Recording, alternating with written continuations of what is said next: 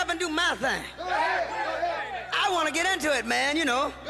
Like a sex machine, man. Hello everyone, welcome to the Sage Bini podcast.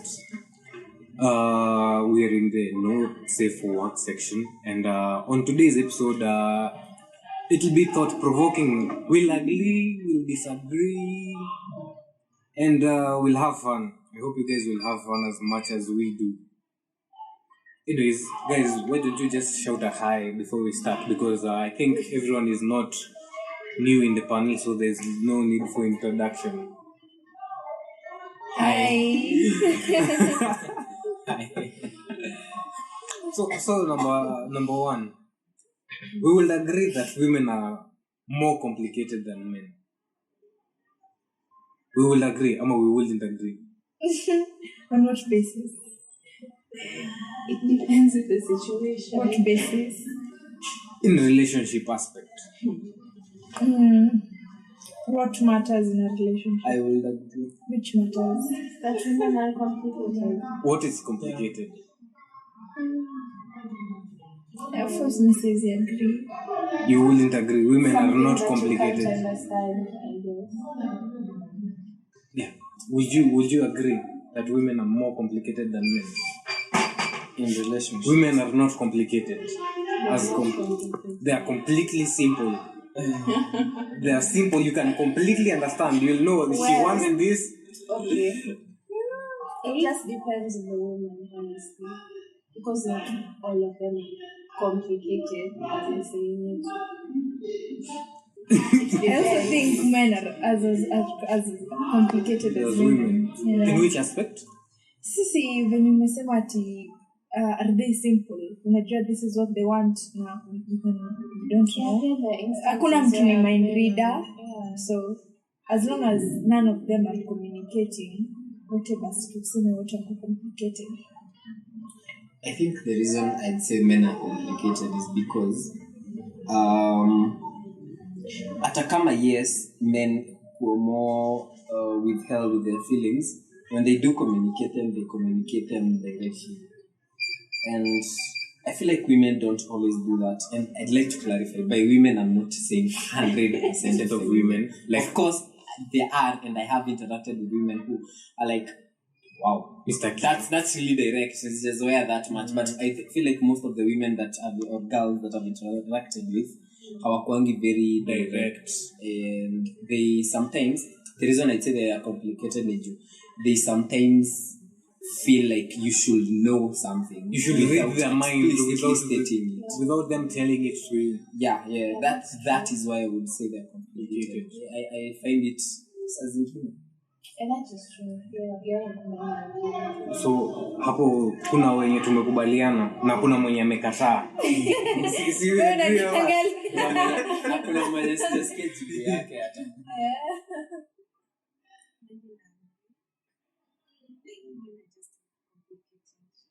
Me personally, naweza jeka hapo.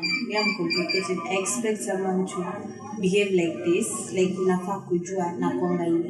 Like leo nikinyamaza jua tu sitaki uniongeleshe. Si lazima nikuje nikwambie ati usiniongeleshe ati juu sitaki uniongeleshe ama ubinibu.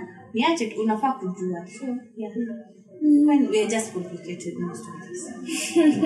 This is so stuck badly. Just so not when I explain you. See, a guy anaweza fanya the same thing. Yeah. Kuna guys pia wanamtaka kwa mind. I expect one of these sides. So the big question ni percentage. Ni wangapi wako like how many guys wako in that? 20%. That's very few. Most of the time like 99%. Which wow. Like mimi nasema as much as utasema ni kama kusema ati ladies are not emotionally what? There's a word. Like ni vile kwa mnasema there's a stoic. Stable.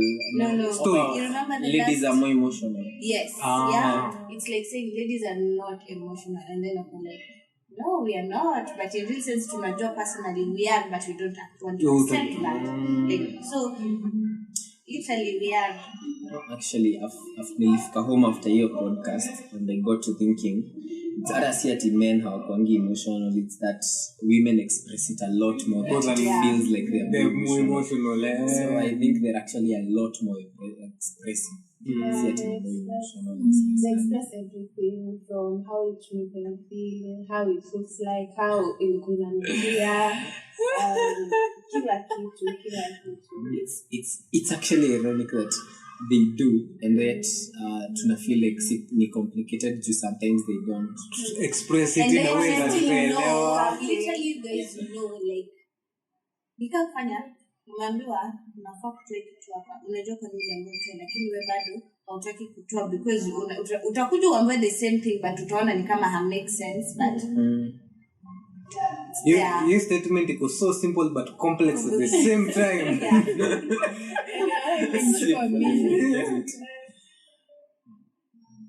The next one. Are men just too simple to understand women? Yes. Or are women too complex to be understood by men? No. I don't know. Too complex to be understood by men. You don't want to understand. Toi kombe hapo weke jikoni. Mbona mimi nitoe kombe, mbona usije utoe? Siko. Mimi na mama nakaa maisha kidogo. I don't know. Mimi naona ni personally. Sema 50-50. I feel ni personally. Asi ati ni 50-50 ni personally.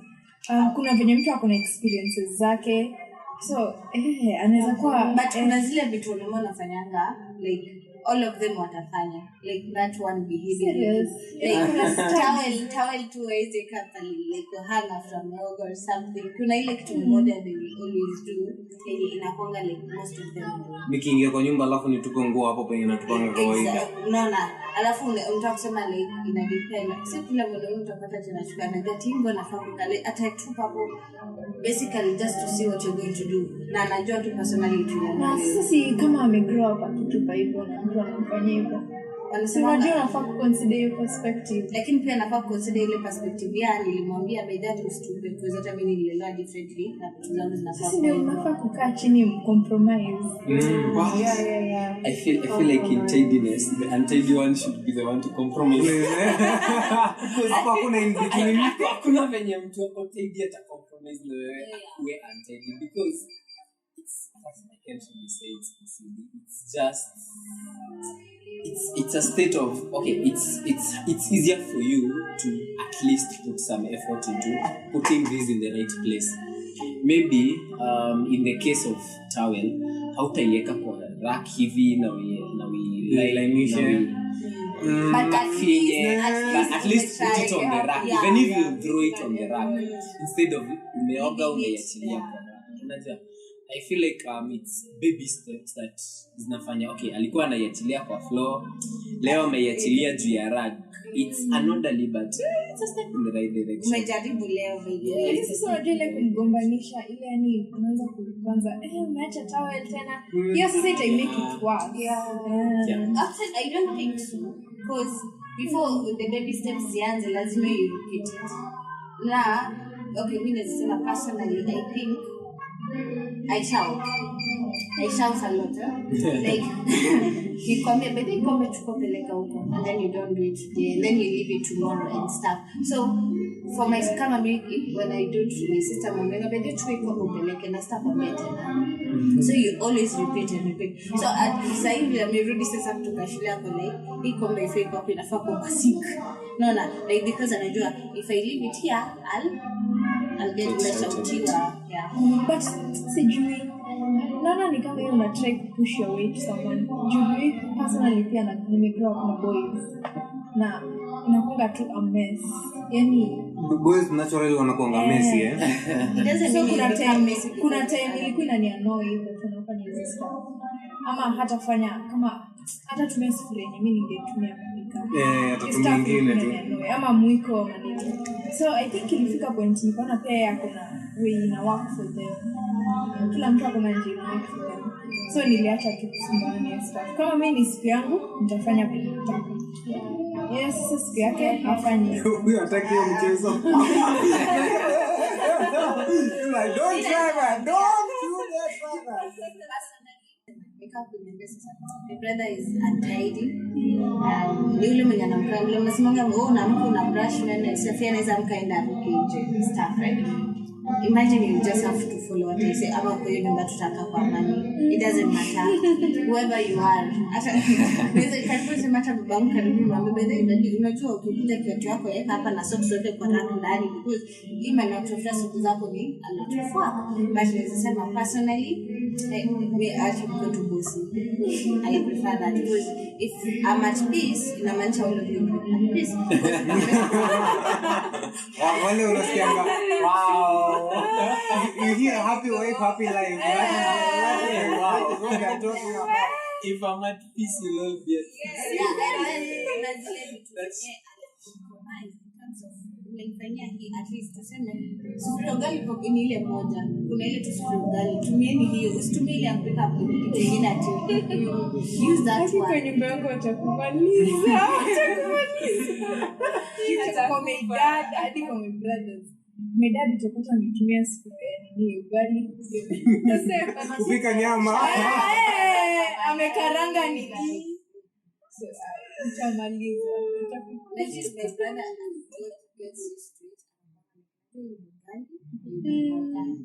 I think for me wana respect nimeleta kwa gombanisho wana respect that na prefer certain sufurias so watakuja waniulize sufuria gani ni ya mboga naonyesha ni tuko na peace you just maybe at the back of kwa kijana let's say you're in when you comrade to something since you're in college you're living by yourself you just have two sufurias you just have no way you know this is for ugali this is for boga and everything else so if you then you be with someone kwa nyumba they start telling you kuna sufuria ya ugali kuna sufuria ya mboga kuna sufuria ya cabbage you're like sufuria is a sufuria like what's the difference usianze your story baby usianze let's say if you bring in the pan I can understand this is a pan it's different from a sufuria Sometimes even a sufuria is become exactly like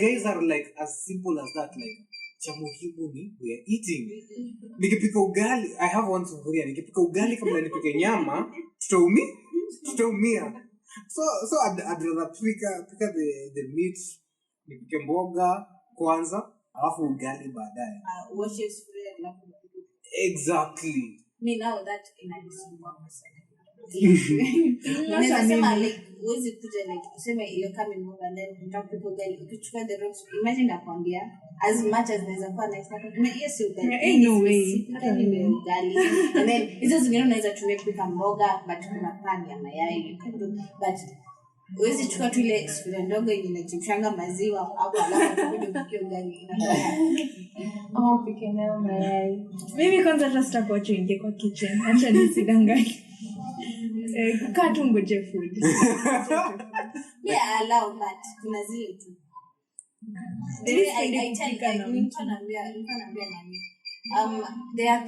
vile nasema I like things ikifanywa a certain way nikiona kitu ikifanywa a certain way I'll go and correct it ama nitakwambia but sasa I noted nikiambia msee inatoka vibaya so I have to do it so mimi nasema some of my friends can come pale mimi naishi because the way they do things like ukitoka nje ama ukifunga curtain I make sure nime underline yote yani nimeenda all corners alafu hiyo ukitoacha ka space hiyo space itaniuma itanisumbua mimi naona tu the complexity in all of this Aisha in your CD it's starting to sound like a CD if it's to the point of like kuna ile tu ka space kana tukianga hapo kana patanga tu na wewe like you're moving through the house then something just hits you so sinaona hiyo ni OCD at some level because you'll obsess about it compulsively unataka au kalei mbona kako hivi mbona kako hivi Hata But si like unajua the OCD light si hivyo. Na feel tuna misunderstanding. Yeah. OCD is something else. OCD is something different. And nilikuwa naona mimi mingine ati sisi wote tunaji self diagnose na stuff. They're just self-diagnosed. But yeah, I think I'd agree that men are simpler. Me personally, for your stuff, I think like women are too complex for the simple mind of a man to understand. Mi naiona kama structure ni organization ya mtu. Like a woman's organization is complex, maybe kuelewa si as easy as it is for you to understand. Sisi hata hatuwezi elewa ya pesa friendly. Mbona tu hujanunua ingine ya hii. You see, like that's where the complexity is coming in. The two zinafanya kazi. Exactly. That's where the complexity is coming in. Like, mind you, let me do this confession. I have never known kuna sufuria ya ugali till today. This is the first time I'm hearing like kuna kwanga na sufuria ya ugali. Umesikia like kuna sufuria ya ugali? Yeah. I know at home kunayo. I know, okay. Since mimi last born nilikuwa kazi ya jombo, so najuanga ni gani ya ugali. And I also get really pissed mtu akitumia si ugali because there was one yenye imebondeka bana kiasi someone overheat. So ukipikia ugali hapo ikaukie, I'll have to scrub hana.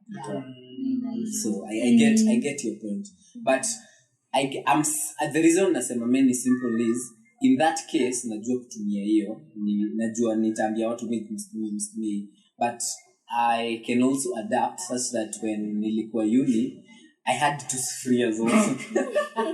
And one of them had a really round base hapa hivi, so it doubled as a pan because ilikuwa ina slide off vizuri. So hiyo ndio ilikuwa ya pan na ugali, and ingine ilikuwa ya just stew and stuff. But I've never cooked stew on ingine bila a lot of problem because stew is nini. So I understand why sometimes mtu anaweza sema hii ni ugali na hii si ugali, but unaona ndio nasema hiyo sufuria mbili hivyo. Mimi literally nilifanya mtu akatupa hiyo nasema ni sufuria ya round. Yeah. Anu ingine. Na leo pan ya mayai. Imagine, okay, vile unasema ni last one. Mimi tu mimi nilienda sasa mimi first one kwa mama. So mamangu alikuwa like hii ndio sufuria ugali it's supposed to be like that's the main one. Kwa mamangu sasa kuna sufuria ugali, kuna sufuria ya chai, na then sasa kuna ya mboga, lakini kuna ile yenye itapika samaki but utapika nayo sana, and then kuna hizo 1 2 3. Nikakusema kuna ile sani unaweza tumia kukunywa supu na kuna ile uwezi tumia. You get? So in that sense. Very interesting. Is it better to be complicated or to be simple? Neither. Be yourself. Actually najua tu ni complicated. Like I expect someone to understand something. Mimi mwenyewe nimejikia kwa kitu bebe anafaa kujua. Hujamwambia? Bebe anafaa kujua nimekasirika. Hujamwambia hata hujamuonyesha. Personally it's better to be simple. I don't feel like talking today. Kindly.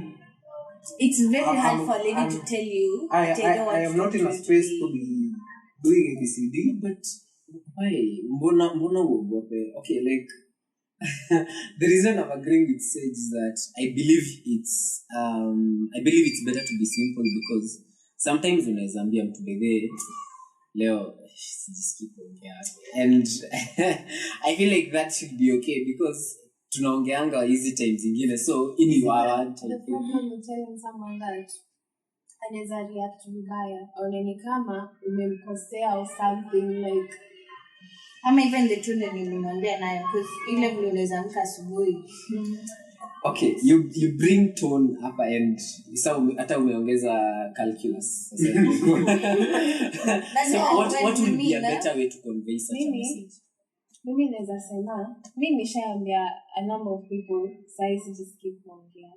What follows after that is why all these questions inaenda kufanya na kuwa irritated. Na nishasema Yeah. sijisikia Okay, kuongea. unajua nimeelewa vile Then unasema sema tu ati vizuri. ukianza Just kuuliza mtu shout. why nini you Yeah, get more you irritated get because irritated because nimesema. sitaki kuiongelelea. Yeah. Because And I then you said so. constantly keep asking. So okay, ndio nauliza what would be a better way to ask that because ukiambia msee simply sijisikii kuongea, what if they get offended and you don't want to explain why you don't want to talk about it, maybe utamwambia once that kapat kameisha. Hapa ndo complex. mi sasa naweza sema ni unaweza mwambia okay nimekasirika sitaki kuongea but tunaweza revisit issue in 2 days ili uweke hiyo time like juu hiyo ndo juu lazima ufanye hiyo complete communication tuseme leo Wewe read mind yako umekasirika, you don't talk to me. I don't like explaining myself to someone why I'm mad. I feel mimi na feel hiyo ni sawa inaonyesha venye tumegrow up Like mimi na Inaonyesha maturity kiplan, eh? asi hata maturity yani tumegrow up kama watu vile au kwa allowed kukua mad na useme ati hataki kuongea na uachwe hivyo unapewa hiyo space so sahi hauwezi fanya hivyo And then explaining is a lot of fun. Yeah, me I feel tu nikikwambia pesa cha tu hivyo usiendelee kunigusa juu. Mimi ni example. Okay. There's a time unaona ile phase yenye tunakuwa na ile you just feel like crying but you don't know why but you just want to cry. So mimi niambia mtu but there's a time ukiona tu I am there like, I don't want to talk to you. Ile siku zenye sad songs akina vile English na nanizi na shikanga hadi kwa roho ndani. So I listen to them and then I start crying. I don't know why I'm crying, but mimi nalia tu. And then people will say what's wrong. Lakini nalia, why you cry? Nakasirikia wewe sasa. Umenikasirisha ndio Umenikasirisha sasa. Just leave me niache. No, don't come revisit it unless I want to tell you about it. Because when I have a problem, I look for a way to talk to you about it. Na kama una making sense nikikwambia. So I guess we can't really say it's better to be simple or It's complex. hard to be simple pia. mimi niko kwa better kwa mimi labda wewe ni balance but you know Hata mimi I think it's better but unajua we are looking But at it that's from in the a male's perspectives of perspective. of a man.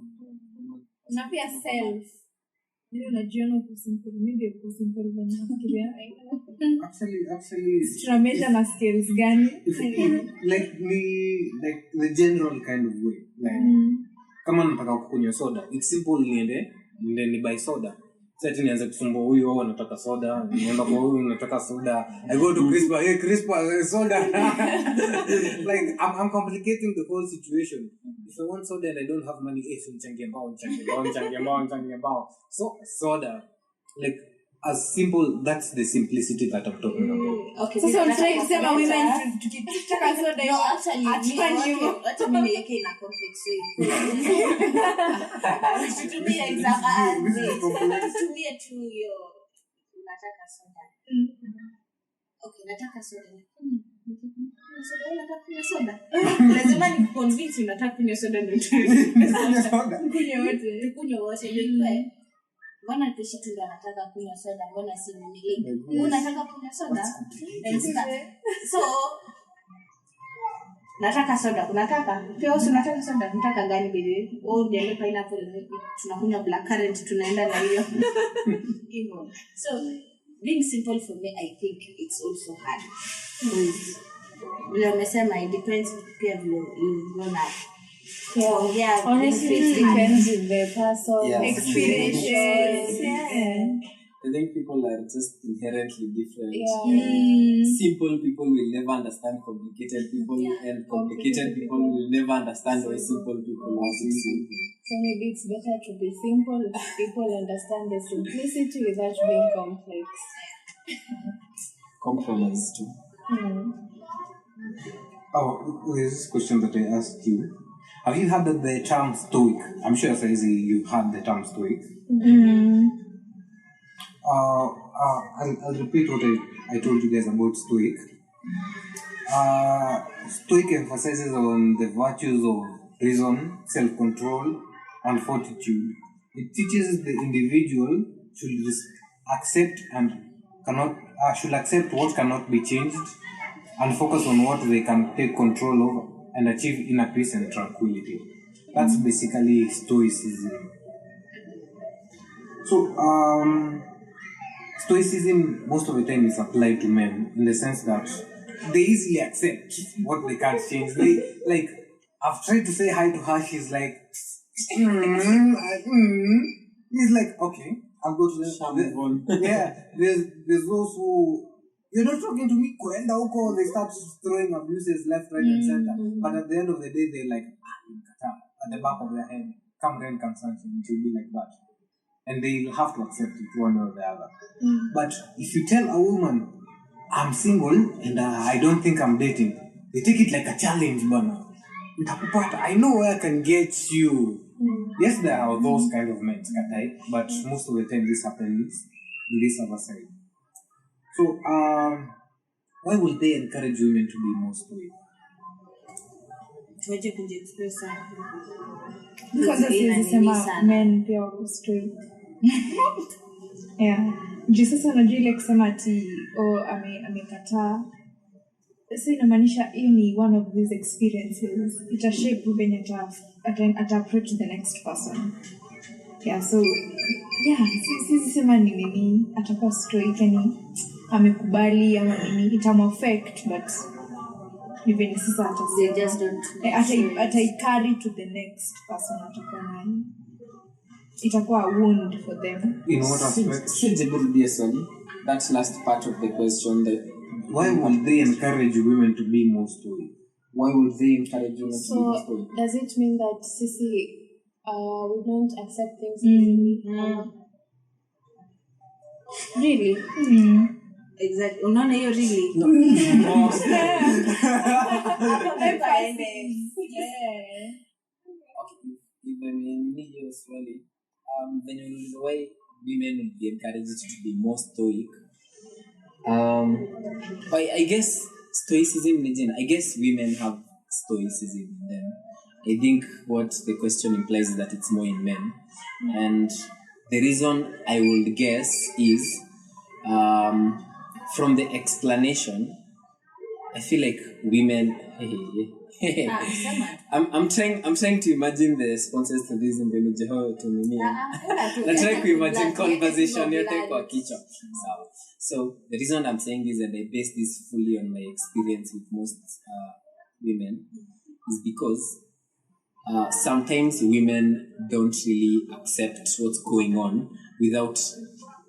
I'd rather give my opinion in an example because even unaona umesema ungemalizia because I was getting what you're trying to say in terms of wanawake wachukuange vitu vile mnataka achukue like in your point of view kama actually unasemanga when you tell a lady we are breaking up kwako inakaa so simple but kwa lady inatokea ni kama she did a million problems for you to say let's break up.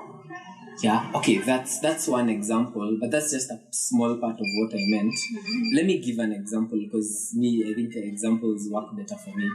I've argued with a lot of people because so I've argued with a lot of people and I feel like my arguments between women and men, okay, it's mostly usually arguments about politics, social stuff, so ikwangi arguments of vita. We mostly like discussing ideas.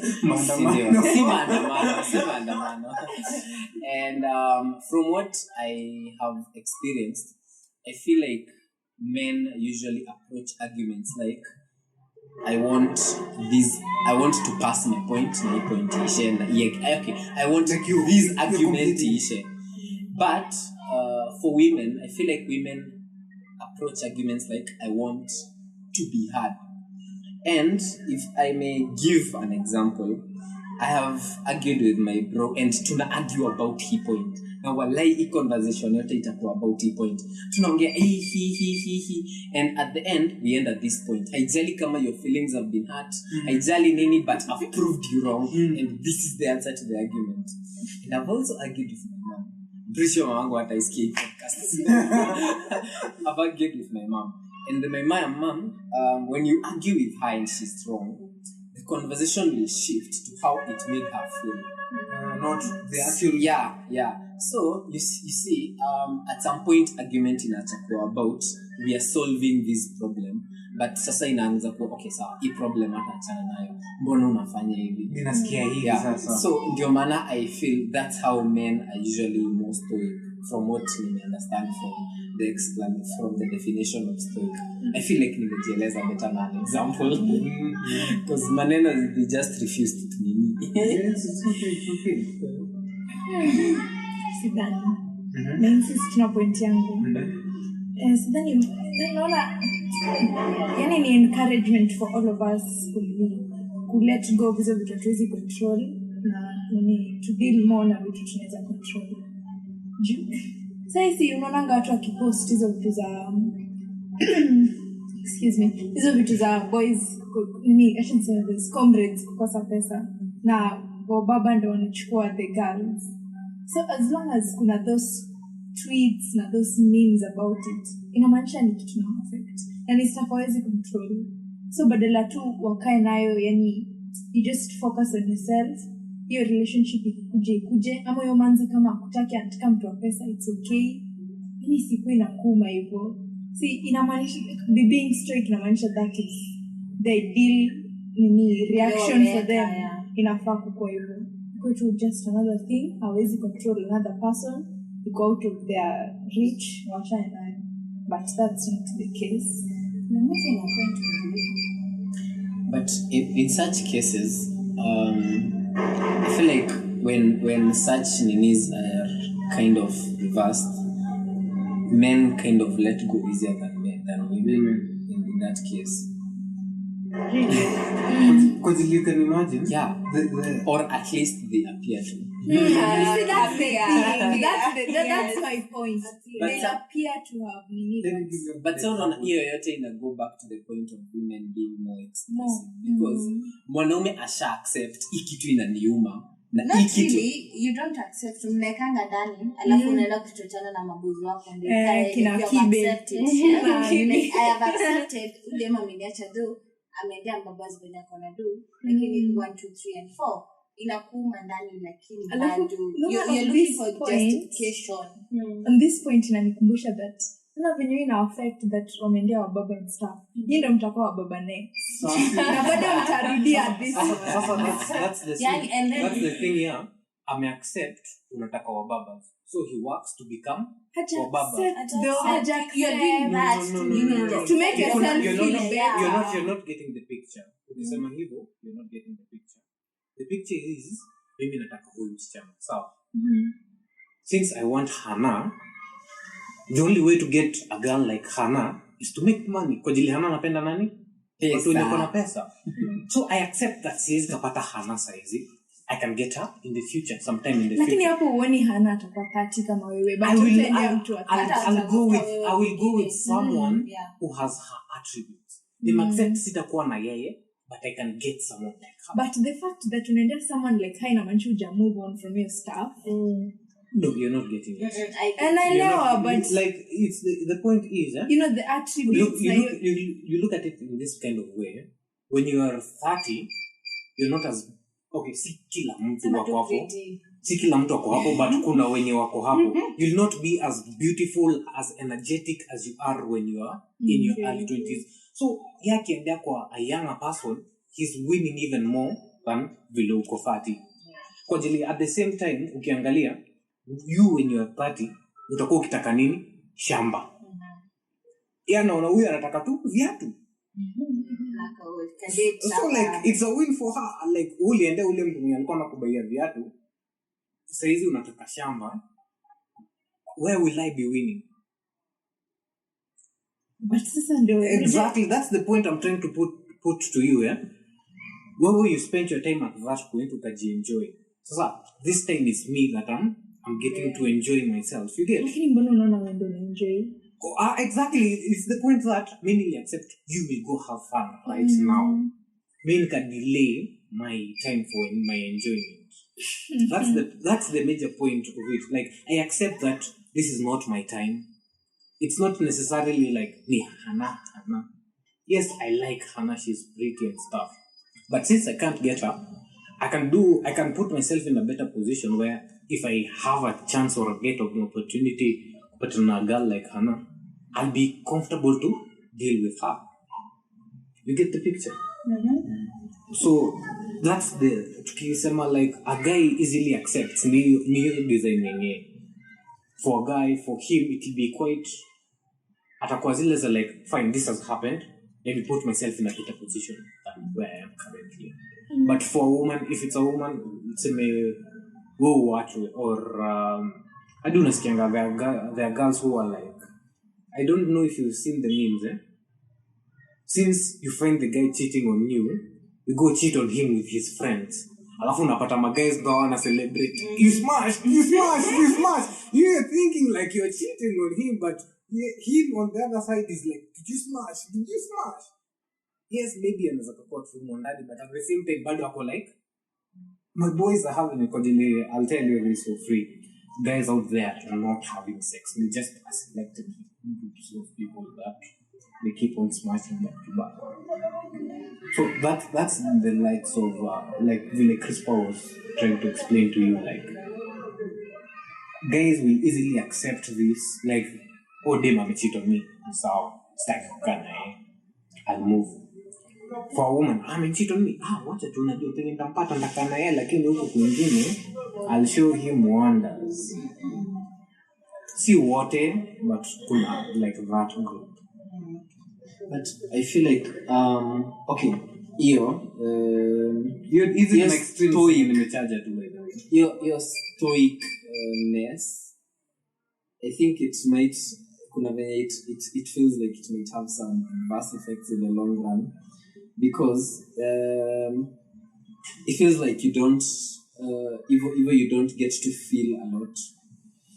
Sasa ndo nasema sasa hiyo ndo, I think hiyo ndo sasa na steer away from that fact. Because okay, accept everything, feel whatever you exactly. Like you felt the pain. Ndio maana nakataa hiyo stuff ya mtu ana appear tu but hajadili nayo. Yaani bado unaona kama yeye alikuwa anasema hiyo ya pesa, mimi si believe mtu wako 30 anafaa kwa kienda mtu wako 20. Juu ni something to about self esteem hujadili nayo in your 20s, na ndio ita push until you finally decide to deal with it. I think even though so the fact that bado persist nayo inamaanisha uko stoic, uja accept stuff iko out of your control. It don't about self-esteem, ni more about conquering. Siko ni conquering, ni about nini? You feel good after you've conquered. But you're not doing it because Sage won't be doing it because ulimkataa akiwa in his 20s. Zara ukifanya because he will ability to do it. Yeah, he has the ability to do it. So exactly. He's not doing it because unafanya hivyo kufulisha like no. Wait, no, excuse that. You know na leo umesema in an example ni Hana alikataa akaenda msadu, sio? So wewe ukaenda ukapata. So tuseme in an instance mpatane na Hana, you two are not in the same nini. So you're like, oh liniacha and I've made it in me. So you just did it to fulisha Hana at some point that I made it na you didn't stick. Oh lienda mtu mwingine. But that's like how ni wale watu wenye wanaonanga na they have personal vendettas or something. But what are the chances that this guy will meet? The chances. Okay, mbona unataka kubeta 20-year-old when you have the money? Mbona unataka spend it? I want a healthy kid. You know, personally, what I've come to understand, you in your 20s, it's easier for you to have a kid than when you're in 30. Because when you have a kid much later on, the risk to your life, it gets higher than the eco side you get. So personally, I wouldn't want to endanger your life sahizi when we are in 30s. Na mimi nataka kukaa na wewe like for the rest of my life. Mtu wako 20s and figure their life out. Ukimpatia mtoto, you're preventing that. Which makes them more impressionable though. You can't like what I have come to believe and come to understand. When you're in 20s, ukipata mtoto, like you know, like we have to accept that a woman is different from a man. Like you need wrong stuff. Like we can't negotiate that. A man figuring his life out is different than a woman figuring herself out. Actually, the social pressures you will get and the social pressure I'll get completely different. You by 30s, people will be questioning you like, why you not as for me in my 30s, it won't be the same as you. You get the picture? So you'll have to look at it in that kind of aspect before once kuangalia vitu zingine at the same time. Actually, a guy in their 40s, hapo uko zile like uko na watoto, hey, wako shule saizi. You get? Because most of the time you find guys in their 40s how like they have something going on for themselves. At least you see them with cars, with babies and stuff. But for a woman in her 30s, hapo ndo una expect maybe they have kids and stuff. Wanaanza kama si kuanza, they're continuing. Yes, like those are the two major things that you may come to understand. Like living in this world, this is something that we will all undergo. And kujua like the major difference, it's something that helps people out haraka. Actually, let's take it to umefika 40, you're single. People will be like, mbona huyu auntie yako ananga watoto? They actually, the little kid won't care if you're making millions in a year. Yeah, tajali yako like, mbona sina cousin? You get?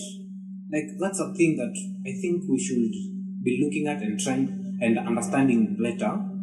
But when the day goes by, because even though people say there should be equality, I'm actually doing airports, there should be equality, I don't think there'll never be an equal level between a man and a woman, because we'll never actually be the same. Now, there are social pressures that everyone and anyone will undergo, and it will be different for each and every individual.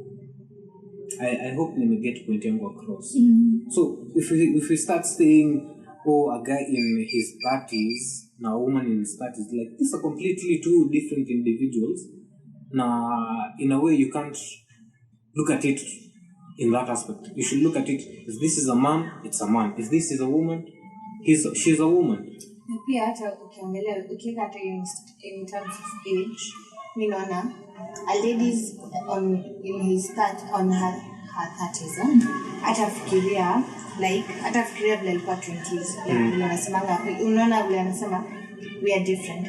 Mwanaume mwenye ako 30 watu wako like he needs marriage, he needs kids, huyu bado anaweza enda hanye, but wewe utakuwa like I am 30, sina mtoto, I need to build that house, mtoto wangu anafaa kwenda shule, if you're getting one, my marriage is needed, like you will have a lot on your plate kushinda mwanaume.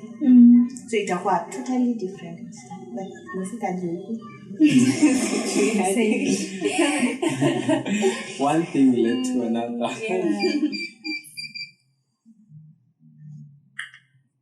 Do you guys think it's okay to generalize about relationships between men and women? No. Actually, niko against to generalize. Ebu ngojeni explaining hiyo to generalize hapo. Yani it's the same for everybody. Like do you mean like dating men to men, ladies to ladies, ama uko happy jumeni huko? Ni vizuri kuongea. We're talking about men and women relationship, that kind of relationship. Let's say boyfriend, girlfriend, a husband, wife, that kind. Is it okay to generalize each kind of relationship in equal? So to generalize in terms of exactly. Let me give a good example.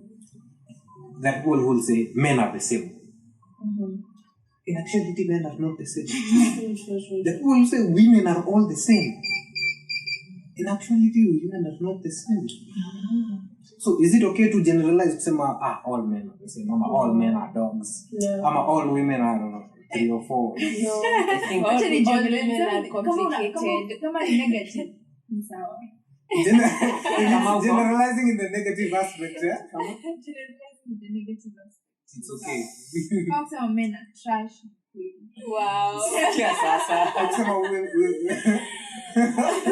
I think for men are liars. Sometimes it's not true, but if you're planning to get into a relationship, see wise, because it makes you kind of, it makes wewe na kufunga macho, unaanza kuangalia mtu from lenses za watu wengine, stories you've heard about men, stories you've heard about women. So I think you can generalize in place kama hii and we are talking generally, but when you're dating someone, I think it's tragic. It won't work. It won't work. Nitakuwa nashinda kutafuta hizo mistakes. Actually, try focus on that more instead of getting to know the person. Yeah, utakuwa ukidate an idea. And for me, also, it's not good to generalize. Na tumesema kwa wote kuongeza point na sasa mmeongeza ikapotea. Now itabidi niombe mrudi nyuma because kuna kitu nilikuwa nisema kwa kuchoma. Hapo kwa hitman. Like vile mnasema men are dogs. But in this sense mkisema usiangalie but utajipata at some point when you're in a relationship atafanya kitu yenye inakaa like ile yenye same like it's not comparing lakini comparing kidogo utaona nikaa anafanya kitu yenye wanaume wengi wamefanya ama ex wako alifanya ama wanaume wamefanya like anakudanganya unaona tu anakuchota hapo yani ni uongo tu alafu unaona tu si ni uongo ni ukweli like it's not si kitu ya mtu yenye alikupatia lakini iko alafu kumbuka sisi wasichana lazima itakuwa because you don't expect me kwenda nikuje naipata unaongea na wasichana niambie they are my friends and then niko like kwa kilango tu itakuwa hiyo na friends because kuna 1 2 3 ulifanya yenye ilishuku nifanye it's not a friendship relationship. Sasa ukisema hivyo inafanya nifikirie maybe before you get into a relationship unafaa kuheal kwanza because those instances come from not really healing from those past things. Lakini sasa ukiangalia mimi nikisema acha mimi nipende personal one ex wangu na the current they don't have the similar behavior right or anything similar lakini kuna for real na tendency like kusema mstaki like kuna vitu zenye yeye hufanya sometimes feel like I don't know am I like unaona ile like you question yourself am I worthy enough and stuff because there are things you are doing yenye I feel like you are lying like other men do. You are doing this and that I feel like you're cheating and stuff. But in real sense, I go friendship zone and stuff. So, I could generalize.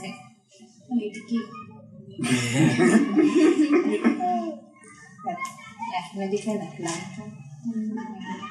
It can be another instance of not generalizing. Some people generalize, some don't. Because it can depend on what to, like you said, Belinda. Because okay, mi nikiingia relationship nijue na kuanganisha mtu ni amekuwa my friend for a while and namjua. Umemvet. Yeah, nimemvet nikaona okay sana izengi iko sasa dateable. So naingianga with the benefit of the doubt. Nikiwa ninampea the benefit of the doubt in most times. So generalizing might jeopardize that. Nianze nikigeneralize takuwa nikimpea the benefit of the doubt. But I can give them the benefit of the doubt because alikuwa my friend first na nimemsoma enough at least. Mimi niulize swali. Inafaa kuwa the longer mnaenda the more the friendship mapenzi bla bla bla inakuwa stronger ama ndio inaendanga iko ujinga. Ama no like ni kama marriage mnakuanga na honeymoon alafu unakuja unapatana na character development alafu unakuja unapatana na kasia.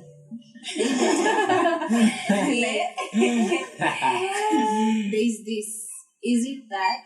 Because I think sometimes me naona without to say like I want to get married at this point me like I am actually okay where we are because nikiamua leo niende naweza enda like I don't owe you anything in terms of ati tuleta tukatumia 1.2 million and stuff iko out of your nini lakini it's just a question is it that ukisonga inafaa kuwa better ama is it that inaenda kuwa worse but in a different circumstance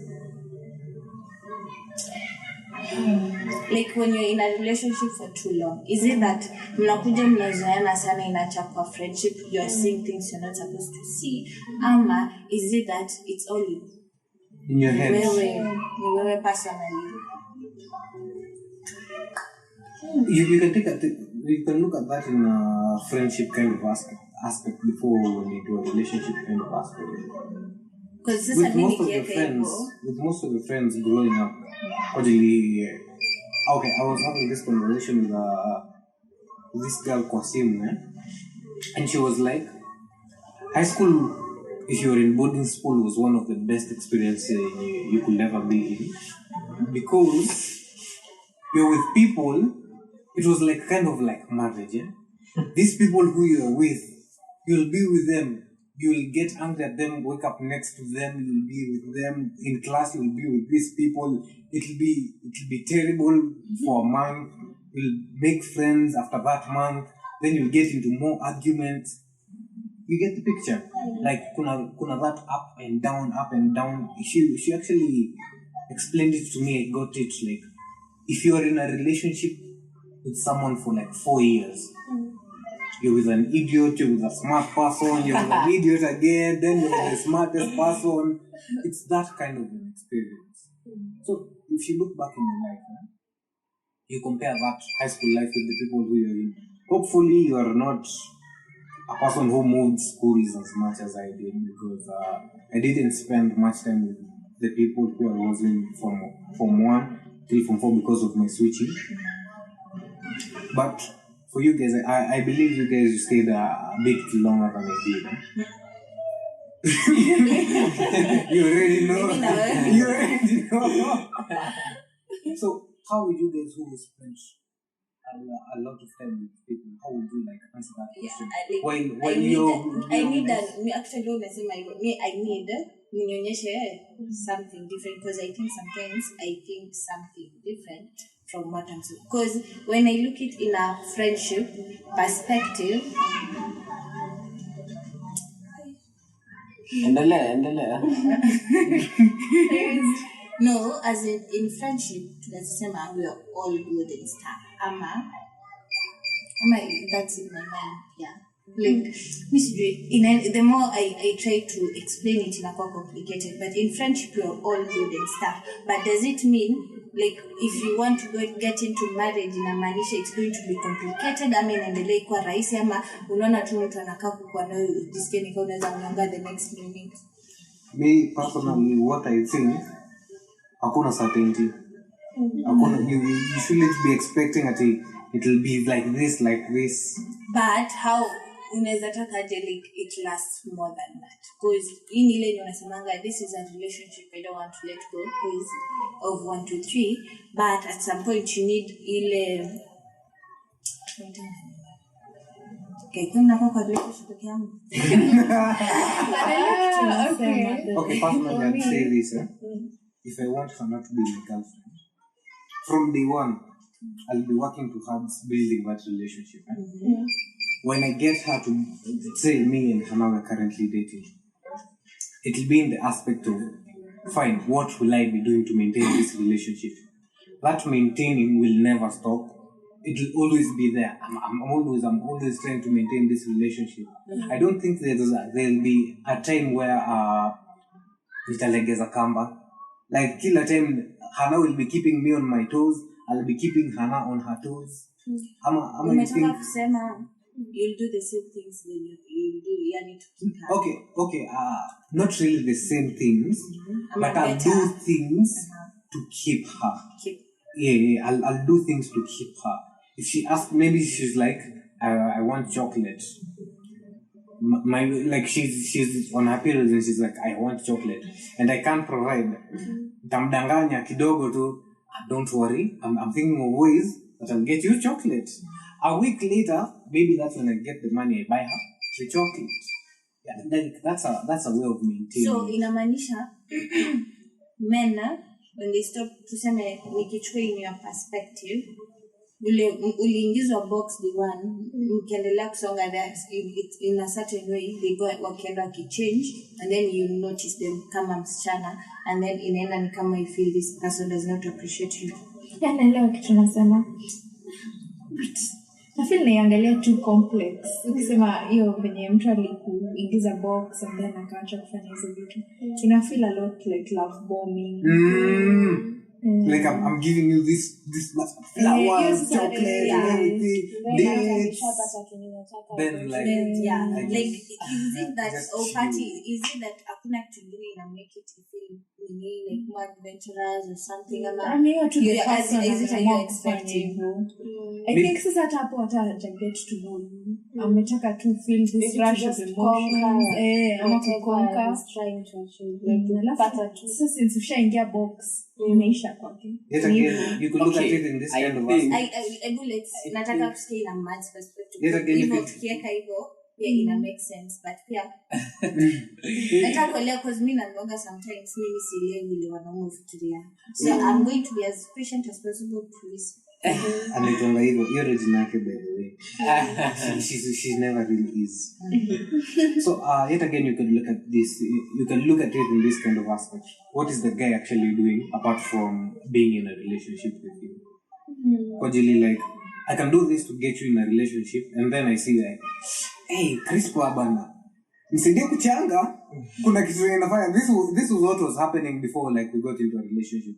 Because like, Crispa bro, niko na huyu dem ningetaka kumfanyia A B C D. Crispa is like, naweza kujenga punch hapo, tafuta frao, then do this and this with her. Ama do this, nitakupatia ruabe, itakuwa transportation ya kutoka penye mko kwenda this place na kurudi, bora tu you just give her that. Then I'm like, asking Crispa for money saizi haiwezi kuwa sustainable in 2-3 years. What can I do to make it sustainable? Because there are things that I personally want to do. No, that's another aspect that personally I will be at. Naelewa hiyo perspective. Then if I'm usifanye getting the it love done. bombing. Usimpe hiyo rush of emotions and then you cut it off. Tell me something. It's not exactly cutting it off. Okay. I have an idea. So let me organize my thoughts. So Nataka utoe zote hivyo. zote hivyo as it make sense. It make because sense, zote imagine. hivyo. Okay. Unaona, the reason I think it works both ways is because true, it kind of slows down. But the reason I wouldn't call it love bombing is if I might use this term lightly. Sometimes, okay, not sometimes. Love is a transaction, sindio? Not money, not monetary, but you're loving someone because they bring value into your life, and that is a transaction. So, tukianza kudate nikikukatia, ama for the girls that are courageous enough kukatiana, wewe ukinikatia, you are making a sales pitch, right? So after I've already sold the product, I'm now your customer. Hautashinda ukimake extreme sales pitch, but you'll still treat me nice. So I feel like it's the same way with relationships. Nilisejali nikopesha punch nikakupeleka Villa Rosa ama wapi tukajinice, but after you accept to be my girlfriend, that might slow down kiasi. I won't necessarily stop going out on dates with you. I'll still treat you nice, but it won't be as dates that are as expensive as they used to be when I was trying to get you to go out with me. No. And the reason I'm saying it's normal is because like he said, it wouldn't be sustainable, because if I do something special every day, it's no longer special. But if tukaweza sema okay, time to time I'm spontaneous enough kuninina something really nice na feel ananipeleka kibandaski lakini leo tumeingia 3-star hotel at least.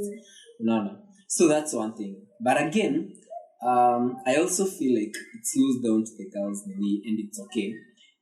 Ukidate na msee, ndio, you'll always be looking your best ukimwona, ndio, you got everything looking spick and stuff, ndio. But then after a while, si lazima makeup, ndio. Si lazima nywele, si hata nibaye nywele, so maybe si lazima, ndio. And then slowly by slowly it goes, especially like in marriage, slowly by slowly mtu kwenda akiji. Sitaki kutumia the term kujiachilia, but it's kind of accurate. It is. Ndio. So inafika mahali where you can wake up, you live in the same town with your boyfriend, ndio. You can wake up, benye tu umeamka, hiyo oversized t-shirt, makeup ili haiko, Hey, still a little nini, unavaa kamavi, and you go, sindio? So I think it's the same thing. You still love them, but you're not. You don't have to be overly dressed up and looking nice and stuff. So I think it's the same stuff. Like communication. Okay, if you took hizo stuff, communication, I don't think it will ever end. I think sasa mi industry na nisembo. I think the problem when you explain in a sales pitch, the same thing. Mbona unapeana front utakipa when unasema haiko sustainable ama why don't you unajua kama uwezi nipeleka Kempinski kila siku mimi sina shida but usifanye ni kama in your means. But I never explicitly told you that we'll be going there every day. No, exactly, but we have to get the picture in my head. No, kuna ile unajua kuna ile like they want ile number but then unajua I can't afford. Hata unajua kuna mtu anapatanga 10 million every day, right? Kuna ile siku yenye mnakonga 10 million, kuna ile siku mko zero, right? I don't expect you to take me out on dates every day. But kuna other simple things zenye you can do to make siku ifeel kama kukupigia simu mara moja better or something, ama have a nice conversation or something. Hizo mbona why does it mbona mkianza inakuanga very nice and stuff, you're like but then can't wait for the next, and then ukika another 2 years 3 years 4 years your communication inaenda ikishuka in a man's perspective, because now I think men stop. Mimi nasema mimi naangalianga toka day one hadi sasa hivi mimi nafanyanga ile sifani wangu yenye aliacha kufanya ama ni nini aliacha mimi niliacha kufanya ile sifani yangu on a daily basis. So hapo kwa communication like understanding I literally need to understand a man's perspective. I think mimi nikikaa chini niamue kufikiria nafikirianga ladies hapo kwa overthinking every day like yeah. In a man's perspective, okay, vitu zenye umesema, some of the things should never really stop, sindio? Because if the guy is still in love with you, obviously communication bado itakuwa and stuff. But I think hapo sasa ndio you need to stop looking at someone through these Prince Charming glasses and wasa wanze kuona personality yake, sindio? And that's what the first few dates are for. Like mtu akikukatia alikuwa anataka kuitikie kwenda date na yeye, sindio? Then sasa after umeanza kwenda date na yeye, take time to know the person, know if what you want anaweza offer. If ukiona hapa ukifika mahali wana mtu si mtu anataka communicate sana, usitete down the road ukinotice communicate because you saw the signs earlier on. And I think that's why the first date is important. The first date utaweza kuona this guy, okay, ameniambia akona pesa but si sana, so I can already expect pesa itakuwa sana. Ameniambia yeye ni introvert, so I shouldn't expect 3 calls per day. No, I think stuff like that. Nimeweza kujibu swali vizuri. I feel like the first few dates should give you an example of what to expect if you learn them right.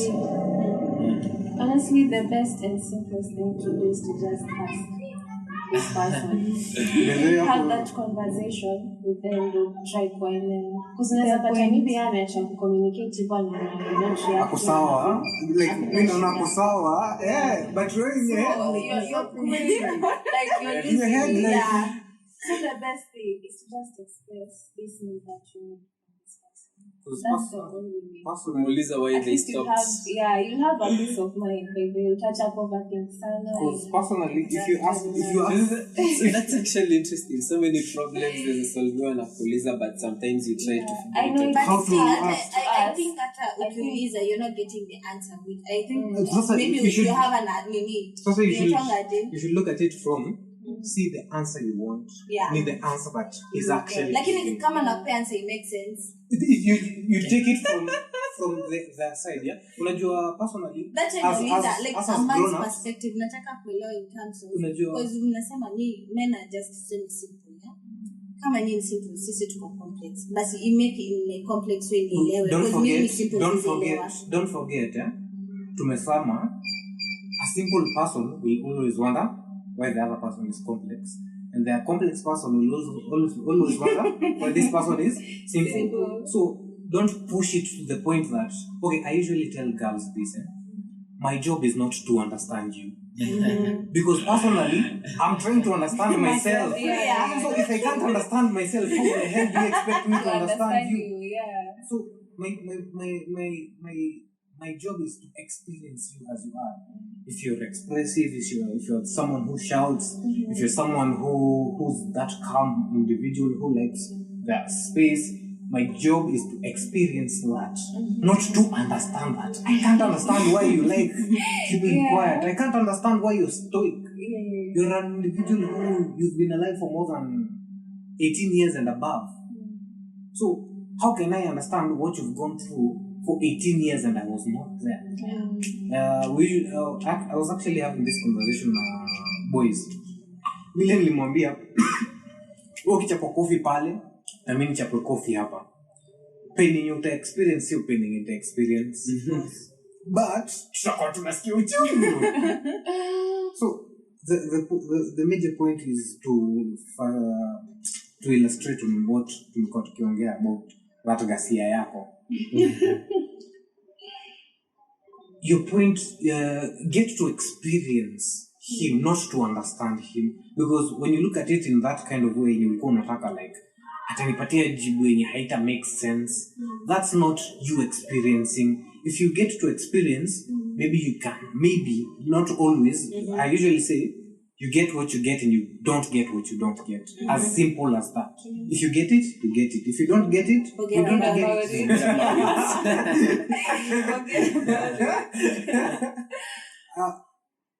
That's why I said simplicity for me. Because if I think, if I call Hannah or I call Beth, I usually call both of them. Akipick simu, akose kushika, maybe she's busy. I go on with life because I also have things that I'm doing. If I'm like, mbona shiki simu yangu? Ama nakatiwa na kijana. Yaani Hannah nakatiwa na kijana mwingine. Sasa nitafanya nini sasa? Mimi nataka Hannah. Lakini anakatiwa na kijana mwingine. Ama nimpigie nimuulize wewe ni nani anakatia. You can imagine like you take yourself through all this hard conversation because you're trying to understand something that you will never understand.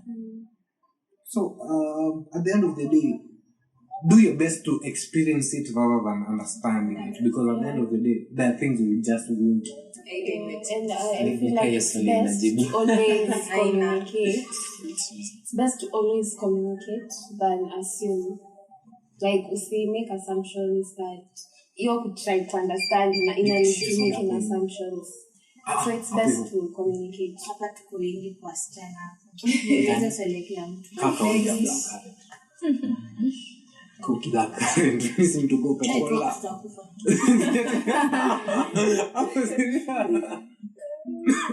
Do you guys think it's wrong to generalize? Yeah. Walai. Yani mko serious? Tunakubaliana nyinyi wote.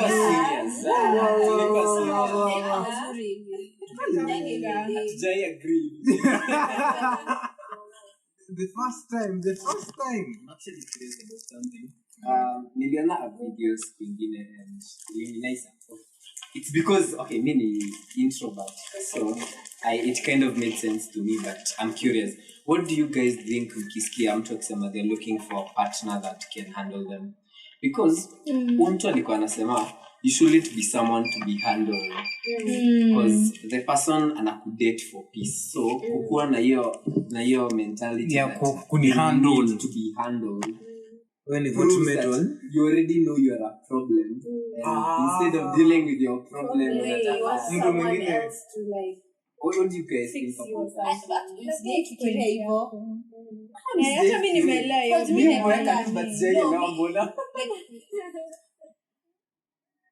Because that made a lot of sense. Because you handle problems. So if you want someone to handle you, I don't think what we mean like problems.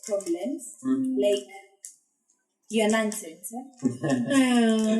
Yeah. Like, Or maybe someone that can be with you even in moments of your weaknesses, perhaps. But that isn't really handling. that isn't really handling. No, yeah, Nini bus? Handling is like, I have these standards. Even you yourself, you can't afford those standards.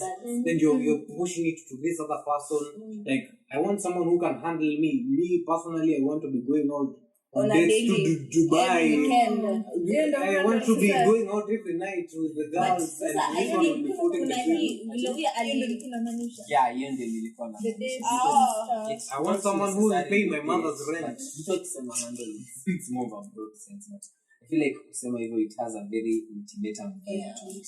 but pia ndo nasema me I think your handle vile imeka ina depend kuna hii handle sana sana mimi ndo azini kuna kesho naweza mka niruke kitu ya nini yani vile niko as a person mimi ni hyper kila asubuhi mimi kuna ile siku naweza kuangalia na kai boosted stuff I think in that sense ndo mtu anaanza kana man handle me like this unaweza kuja pata una shouting kuja akupata kwa nini umekaa tu. So I think before you ask if someone else can handle you, you should be able to handle yourself first. I miss you. Onyesha hii job single. Kama mkuonyesha msei kazi songo mimi mbona uko high school na handle uko sawa. Uko sawa, uhitaji. Mimi naambia mtu mimi I think me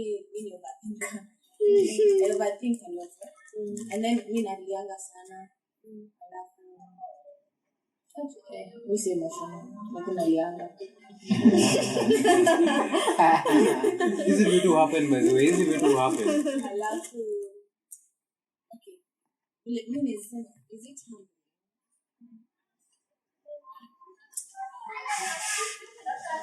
Mimi nasema handling alafu nakumbuka niliambia mtu naweza handle mimi na familia yangu. So I have problems in my think family. There's a way unaweza isema. Yeah, it's yeah. That's sense. But honestly, it all gets to perception. How you perceive the handling. Haiwezi kuwa hakuna one straight answer. Because kila mtu akona a different way of handling. Sema, can you handle me? Kila mtu ana perceive your statement na different. Handle where? Utawezana. Differently. So, Yeah, I I don't guess. think we're one. Nakumbuka ni kama Me- useme ati kama unaona kuuza baby ataole tu ni date you. Unawezana na mimi? Ati aje huko. Ukongo na kichangu cha So that feels jokey, si ndio? Yeah. Anyways, I think it's either a joke or ridiculous. sasa kwa ajili nyinyi wote mumeagree. Why will people bother about giving relationship advice if we shouldn't be generalizing? Mbona kuwa na relationship advice? You shouldn't be generalizing. Okay.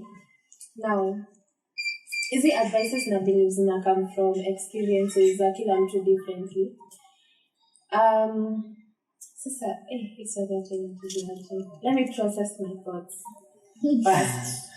No terms as it comes. What's the question again? The question is, if you shouldn't generalize relationships, why would people even bother giving out relationship advice if we shouldn't be bothering to? Generalize. Yeah. It's kind of counterintuitive, because we're saying we shouldn't generalize. Now, the advice that people will be getting about relationship will be from it will actually be general relationship But then, advice. advices, I feel like we pick the one that's almost close to what you're experiencing. Yeah. But they're all advices. I feel like because it's there are easier. a lot of advices for me. But unaona game almost. mimi yenye watu husema ati unaenda kuuliza mtu advice then they do the completely opposite of what you advise them to do. Nile yani mtu anasema mtu anakuanga amesha make up their mind but anataka ucement their decision. Ufanya one ana make the right decision. Alafu sasa ukianza kumwambia hizo the opposite of what they're thinking unamfanya one how their decision is better kwa akili yao. So when advising people, you shouldn't really advise them. Usiwa-advise hata. Wacha tu wafanye their own thing. Wacha tu wafanye their own thing. But I think really, when it comes to advice, okay,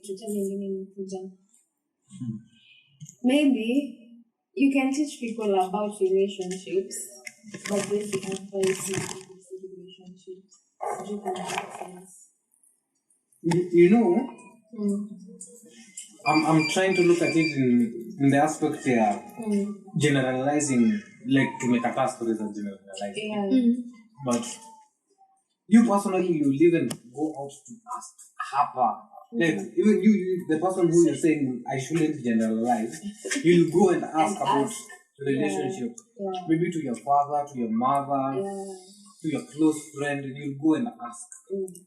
You see, like, why would you even bother if it's not supposed to be generalized? Because even if you ask like 3 different people, those are completely different situations. Then you find the advice is the same. You get? I get. Really too. Ni kama kila kitu inakaa ni kama it gives you a better grasp. It increases your thinking in tech terms. It increases your knowledge base.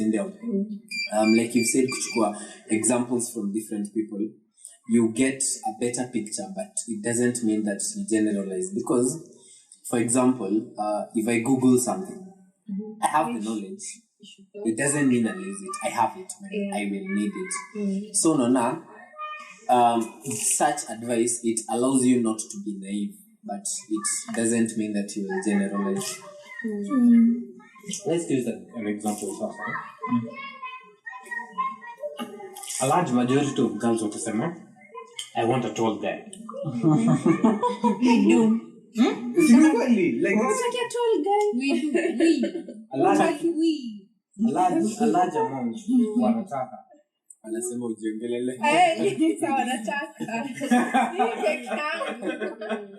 6'5". Really? Wewe utapata hiyo. 11. Kuna mjijo? Please. Joes. And lighten up on the tension. So, a large number of girls will say, they want a tall guy. So, if someone actually says, girls want tall guys, that's a generalization because a large majority of girls want that. When you go to guys, I want a woman with ass. When that means like there's a huge number. That's a general statement. Girls just want nyash. Like that's a general statement. true. And it's kind of true.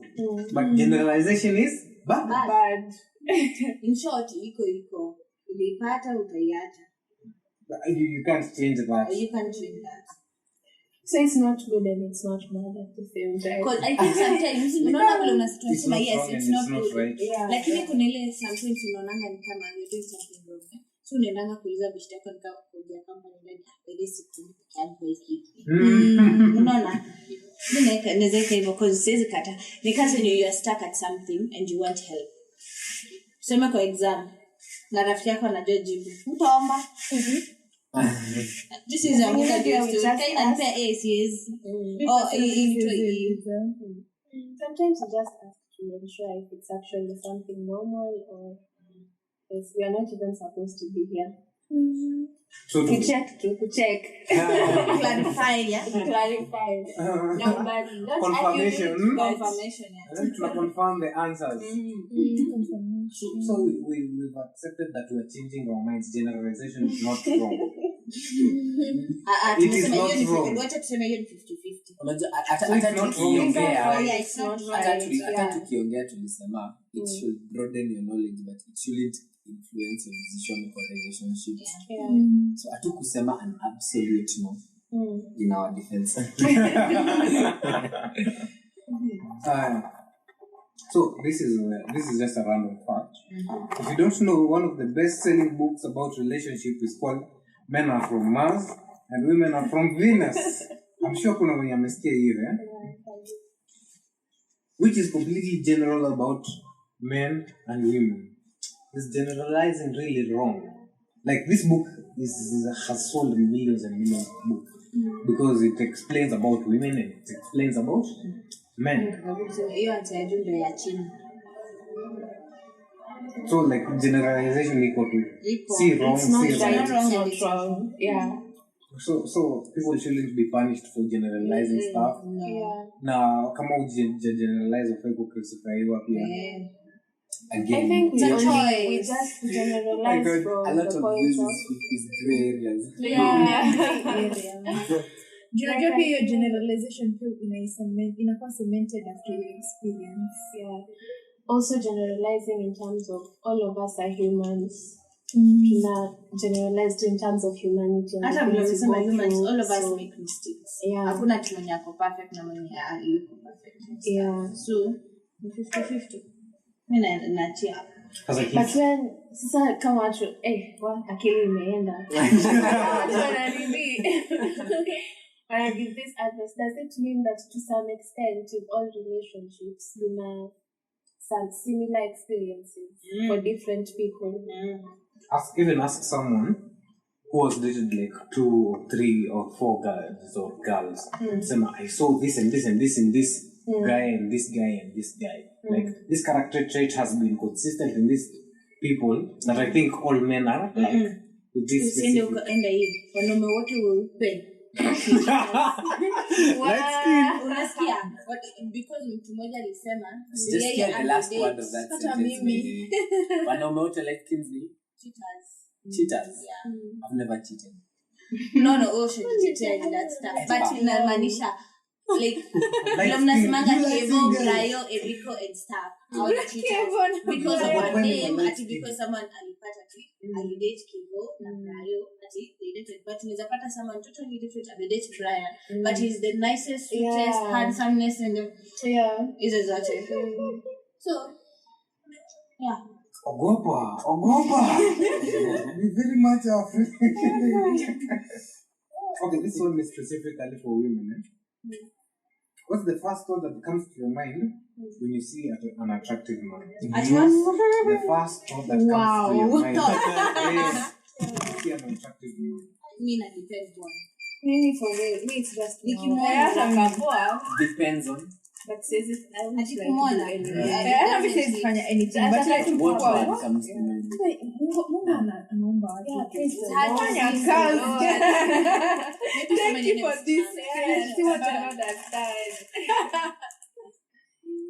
I just it's like wow, I don't really do much. No, what's Ngoja umesema attractive guy. Attractive ama hot. The same thing. What's the difference? Hot lile. As long as you are Ngoja tutoa Kenya. No, what's the Ngoja difference tutoa between Kenya, attractive and tutoa hot? wanaume. Kuna hot bro, like when you hot. Yeah, I'm celebrating. You didn't say what I think you did you? Karibu nikute. Nikizia kwa gifu. Nikifika point la brother. Yeye ndio anakuanga the first thing. At least a little bit of that. But what ni hapo? What ni? Umeenda huko, mimi niko like hivi. Niko na experience with them. I wish I had the video on TikTok naonyesha. There's this guy. Akimsinana mimi hai. Umeona maximum. Miss June, man. 365. Yes. You see that guy? That guy is he's hot. no. Hot hata kijana ndogo. Hey, This is like dating. Like this is him like nikikupata bro. In that sense. But sasa unajua vile hata amesema attractive niko. Unajua attractive inakaribianga cute. Kuna hiyo. Attractive ina. Lakini sasa mimi niko. But me venye amesema tu attractive, it's generally mtu tu ukimwona anakaa poa ama mtu tu Inakupush kitu ndani yako. Unajua kuna Sasa si attractive. Mimi yangu kuna I think there's something like tusema kwa maximum kuna kitu yake si ati features. Sasa features zinakujanga kuna some aspect zake ni nice yani nasema yani ningeweza kutoa hizo aspects niweke kwa huyu alafu hizo pose zake niweke kwa huyu alikuwa satisfied in that sense. What do you think goes through the mind of a guy akiona manzi ya bibi? This one hiyo tulidiscuss na wewe bwana. Like the same thing na mimi ama I guess it's the same thing. Like, no, to appreciate the beauty or something. But tunaeleza kwa vijana yenu ni gani? Mtoka kusema hivyo. Wana nini differently. They think differently. Because kwa sisi inaweza kwa udema kuna hiyo hanga bwana. She can start. But mwingine akona oh she's pretty. That's nice and then akili isoma to something different. CRISPR. What do you think? What do you think goes through the mind of a woman if you're an attractive guy?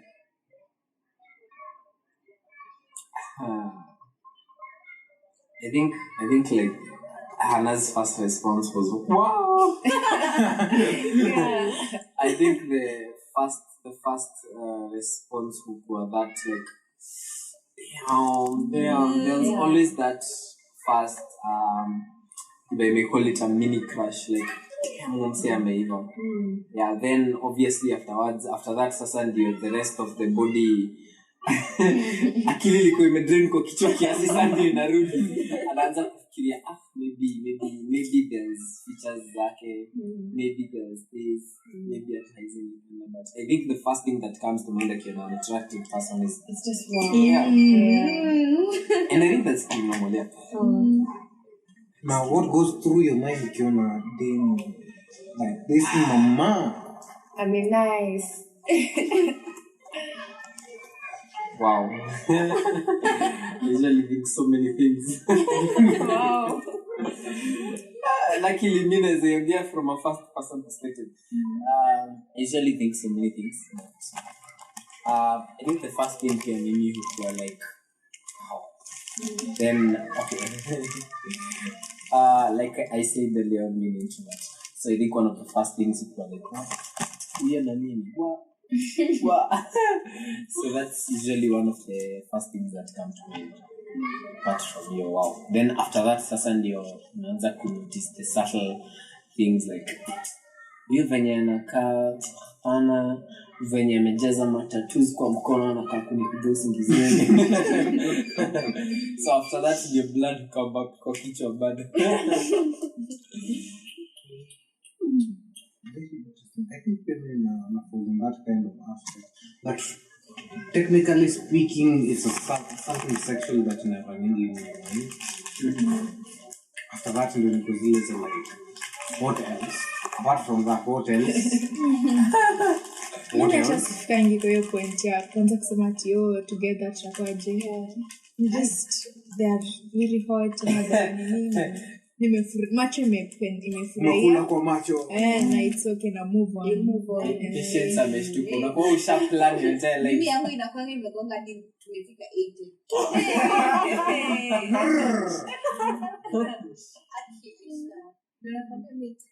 Mtu naangalia hivi ndani kachi. Hapo ndo mnaanza kufahamu. Watu wanakuwa na uchiki. Nimefahamu tu mtaite. So kusema ati nipita hivi. Si rahisi.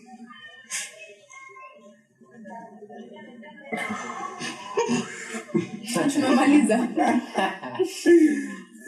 Niko 50-50 ya kumaliza hii stuff saizi. Okay, let's go through this. What do you think is the only thing in a man's?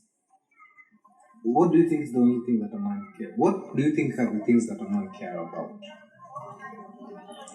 In terms of Generally, I mean a woman. In a woman. things that a man can about in a woman. In a woman. Like to hear the ladies first.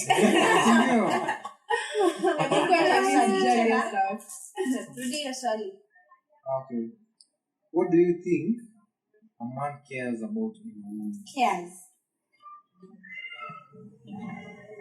So does it can you never find out? Does it tuseme kama ni list alafu aseme tick tick tick Can you never find out in a relationship now? No, like he cares about you. Kitu yenye na care about. Inaweza kuwa sex, inaweza kuwa personality, I inaweza think kuwa mostly ukisema hivyo I think most men think like serious wanachana hizi kasi zingine inapanga your personality like how you are as a person like mimi naona hizo magazeti zingine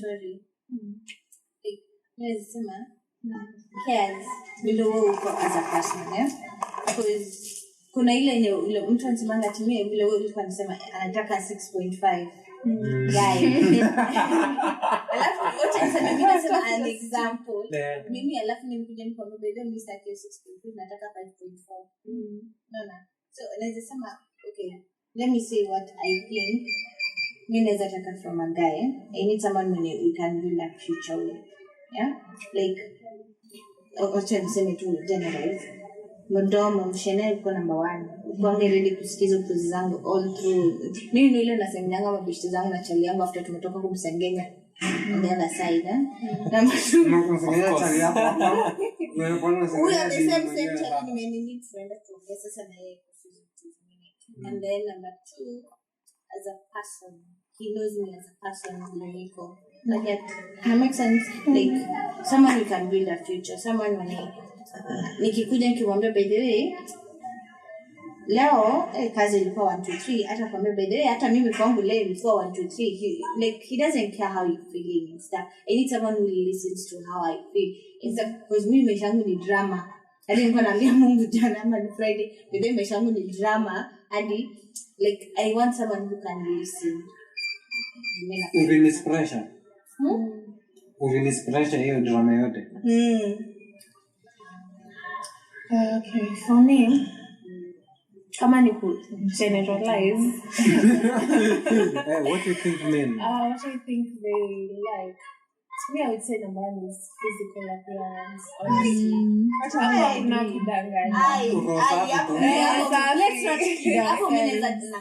They like how someone looks physically. Number 1 thing they think about sex, you always kabishana. Then perhaps sasa tukiingia kwa hizi other things, maybe I feel like they appreciate someone who a woman when anaweza kuwa themselves. Like if I'm a guy, I want to be myself next to this woman. Sitaki ku have kujifanya. Kujificha. Portraying this character that's not. And also personality in general. Yeah. When you're too character trait.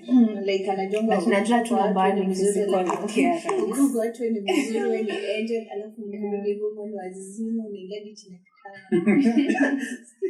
Excellent nice. Whether you watch too much drama you see yourself but in a different way yeah because always kuwa to like always kuwa like K-drama that's scripted and then there's you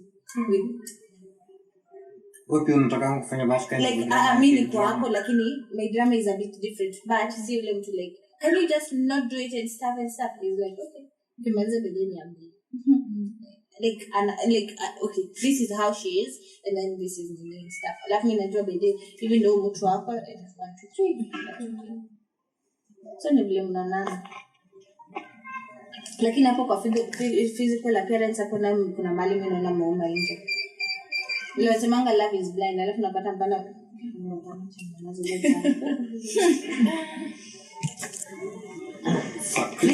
kuna mtu atajisikia jifanya anaweka soda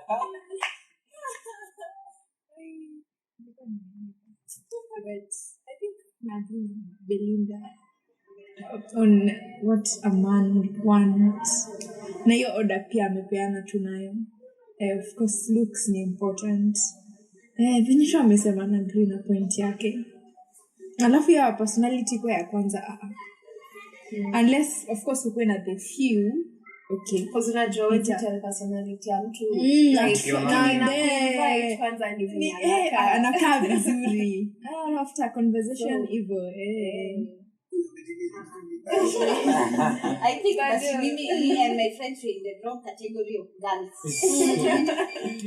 Ni kama wewe ukiangalia boys just personality kwanza. personality. Yaani ukimwangalia hivi umekutana na imagine sijaangalia mwanaume like ati sura and stuff lakini kuna nini nilikataa. Like okay mimi nasema mimi nilikataa kisiri. And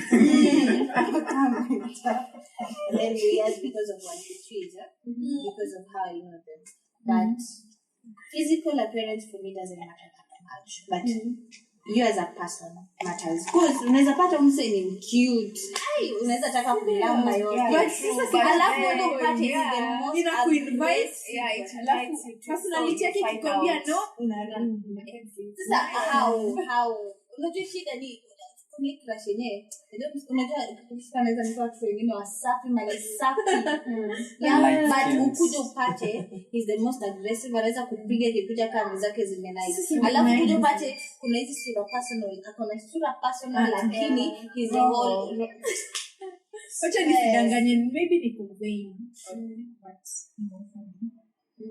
for me lazima mtu attractive. It anifanya nitake ku approach, to get to know them. Yeah, nikipata personality nitaenda ni sawa. Mimi nikiangalia huko ndani kwanza kufanya angalia sura na kuja kuangalia sasa 2 years later. Kasa inajiuliza acha nisidanganye. Ndio tudanganye tu safi tu. Lakini pia nasema bana kusaidia sura na angaliano wewe. Unaweza mtoto kichini na car box ya blue ya bwana. Actually don't think that's vain. It's normal. Okay. So mimi what I look for the first thing. Disclaimer, take my words with a pinch of salt. Because it's not representative of most men. Because remember a couple of times that squangy like most men, and ilikuwa more of an insult, so I believe it. So for me, sex actually can give the first. It's rarely the first thing. Like I said, pinch of salt.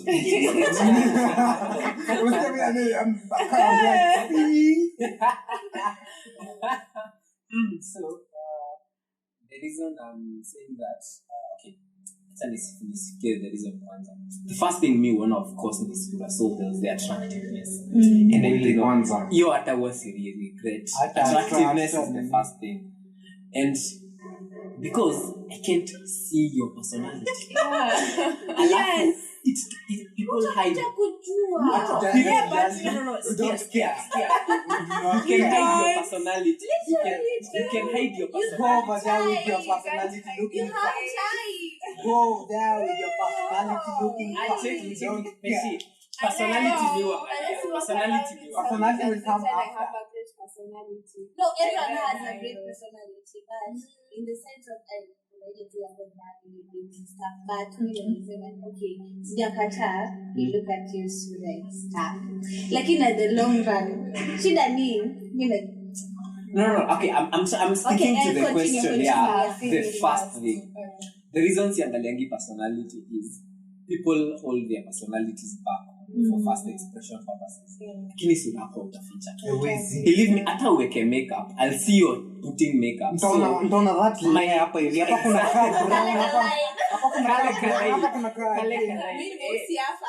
whatever physical impression I have of you, I'll take it with a grain of salt because naona see the full thing. So, but the physical attractiveness is the first thing. Then, of course, after that, Sunday, una get into personality. And if I was considering dating the person, upon the later on, unaweza ona mtu ameiva nini, but come to know them, you see this is an ashtray of a person because of this personality. Looks wasted. Looks wasted. Yeah.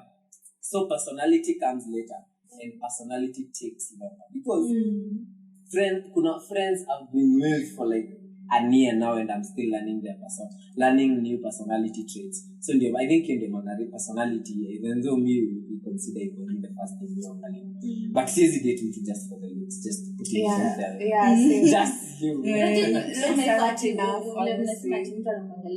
Umenikumbusha when nilikuwa high school. and there's a lady alikuja like a newcomer, yeah? She really wanted to talk to me, yeah? Alafu alikuja kuniambia like way after we become friends. Kwa mbele like from 4 tunaenda kumaliza ati bebe unajua kisha nilikuwa nakuogopa ati why ati unapenda tu kwa mkali. Just because of the like RBF. yeah, you see, that's what I'm saying. Before, like, okay, sijakata looks much, lakini Looks like fast. no person. Yeah, no person. Hatukatai stories za no Wewe kwenda huko wewe lakini kwanza I have to see them bouncing. First, if they are bouncing, yes, we'll get to talk to you. If they are not bouncing, I'll reconsider. I'll see if they are not bouncing, yes, what else can I look at? Is this the face? That's the first thing, by the way. That's the first thing, by the way. Because if I bring you at home, bana, mamangu ataniambia huyu msichana sura mbaya. Unajua mimi nataka ni You're not only married to the personality, you're also married to the face. nataka ni kuangalia vitu. Have you seen the memes in his book? Unapata mtu kwa alafu usiku back it's like inaweza fanya you feel like ataka love is blind. Yes, Mbona mnaisist na hii love is blind bana?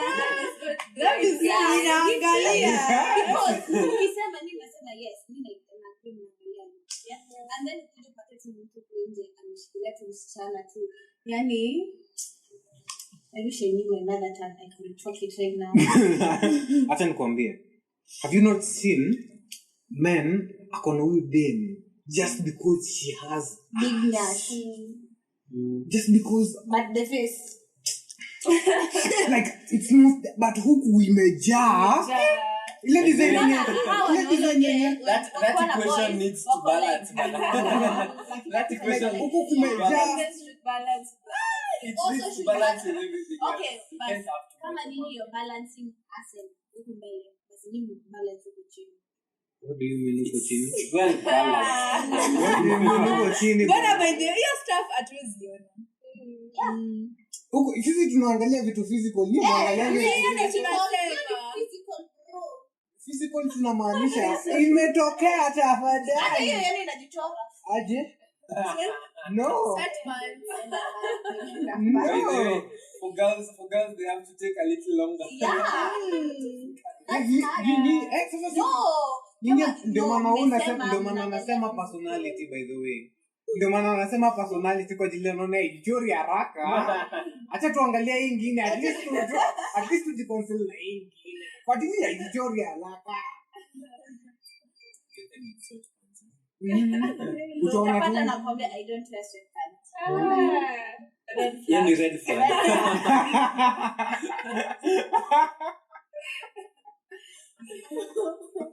Because ni kama inakuwa inakuwa expectations. Ladies should have nash and stuff. Alafu ndio unapata mtu anaenda na nini haga and stuff now what they're bleaching. And then but when you tell a guy they do. Una pesa. Now we are using money to justify that. By the way ukiangalia vizuri but ukiangalia vizuri bad when you tell a guy like that. But ukiona kama nika unakonga na expectation yenyewe with that mimi mwanaume anaweza nitaka juu niko na matako au niko na matiti. Unaona but nyinyi nikikuja nikwambia basi wewe una pesa. Lakini umebeba like union real no, this is not all. Unaangalianga huko chini. Unaangalianga huko chini. There's no way a lady will tell you, but most ladies say wanaangalia. No, iko imekuwa ni ile tu people wako wanaangalia. Then explain to me ukienda tu nini college. Mademu wengi hawako in the lines za ati umebeba huko chini wako in the lines of konado. Explain come on if you want to make it the equivalent make it the equivalent of what is out there. If you want to make it the equivalent make it the equivalent of it what is out there for 100 not 100% say 90 guys you need high percent wao wataangalia your figure, si ndio? But mademu wengi hawataangalia huko chini. So make it the equivalent of this. Kama ni like mademu wengi wataangalia jamaa kuna pesa. Let's take mimi na Hana tunatumia example sana. Tunatumia example sana sawa. Mimi na Bella tunadate sawa. Bella tuuliza boss wako kuna pesa? Hata ulizwangi huko chini yako aje? Uongo. The first question your friends will ask. Anafanyanga nini? That is how much money does he make? Exactly. It's in the lines of that, like anadu. Sema ukweli. Kama cute but I wish I can make a phone call. I have a friend. Alafu after hiyo maybe sasa hiyo ya anafanya nini? Okay. Ama venye walikutana. Kuna hizo. Okay, but let me give an example. The devils I have as friends, mimi niko nayo. Personally, let's say I have friends when they're making money. They're making money. What time is it? Now explain. Like she's making money. She can get a guy who has money and stuff. But akona hii point yenye we were talking this morning. She's like, "By the way, I can date that guy." Najua kwa nini? It's not like do anapata anaona sijui gari yake kesho and stuff. But can he satisfy me and stuff? Because mimi nilikuja kuambiwa hapa juzi. Apparently sex can mean your relationship. Inafanyanga iwa kama isiwa. True. So meaning because junkumbuka kamera yangu the sex does not matter. Akuja nipatana na pinky. So it doesn't. It's not what I want. So that's what I mean. For me, if ukikuja kuna better pressure me, I like to because of what I'm saying and stuff. And then we kuchino kumeniangusha game rumenda kumininda. Mimi niko na swali. Yeah, it's fair because you don't expect me to be. Because me, nasema personally, it doesn't matter how much you earn and stuff. As long as uko na hiyo future yenye unafikiria like, okay, what can I do to make better? Get better money than the one I'm getting at the moment. So you are stuck. Because unapata someone is rich because of vitu amechona wazazi. Kuna hiyo pia. Leta swali yangu ni unasema kuna pinki. Kama unajua kutumia hiyo pinki vizuri. Kwa ajili ya Ponsta actually alisema, ni Ponsta alisema. She's gone through hata wewe mwenyewe in your lifetime utaikaribia hata ile kuota. Alisema the size does not matter. What matters is vile anaitumia. Anajua kukuweka in a position where una hit the right spot. So if for a man it's not really uko chini, it's more of like, does he know how to have sex? Akona hiyo experience. To be honest with you, kwa jili kukuweka in that position, you need experience. Like I've gone through this girl, that girl, whatever you call it. You need experience. And that's completely different if you can compare it to a guy. Kwa jili hata ajali experience yako, anaangalia umeiva, umebeba. Those vitu completely too different. Mimi nilikuwa naona mtu akiweka transformation when she was single and when she gets married. Yenye unakujanga kama uko flat hauna, alafu ukiolea unakuwa umepika uko na everything. Ama ni mimi wanasemanga ya ni protein zimejaa. Na hiyo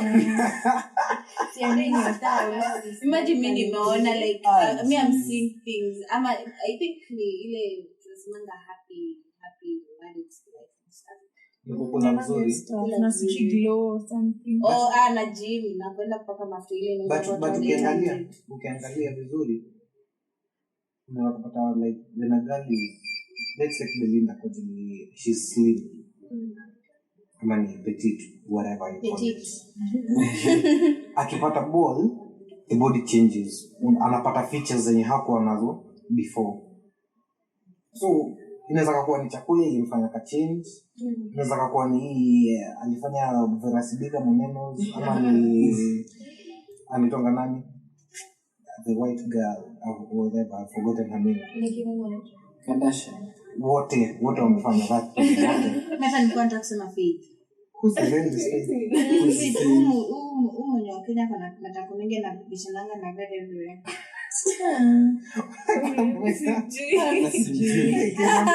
Like in Kenya huwezi kakaa bila drama. Mimi sijui Kenyan drama by the way. But me okay, hao wale nimeona wanaenda kuongeza it's not for topic, but kuna ile before Vera release a song alisema she has reduced all the plastic hanger, right? And then kuna mwenye alikam na justification, unaona mimi yangu ndo the realest kwa wote. Then it affect Rispa. Rispa sounds familiar. Don't get it in your head. But mimi nasemanga mimi kama ni watu wa Sema tu uko na experience. Sema uko na experience. Kutumia tutasaidiana na nini TV. Sema tu uko na experience. Kwa jili uko chini, like that's basically experience. Kwa jili this guy can have the biggest maju kutumia. Unasikia tu. So basi hadi huyo mwingine mwenye sio big huko. Huyo sasa hiyo kitu kama yezi mna tutafanya. So unamfunza. It's basically experience. It's experience too. It's technically kitu unaongelea ni experience, si size. Huyu like personally rafiki yangu ananiambia size matters kwake matters. Yeye kwa jili hajapatana na huyu jamaa mwenye ako hivi na the experience akipata na wao wapigishwe atapigishwa then utakuwa ukisikia like but because many people have change of stories. It's not the first time that tumesikia huyu anasema hii alafu unasikia baadaye hapo wow.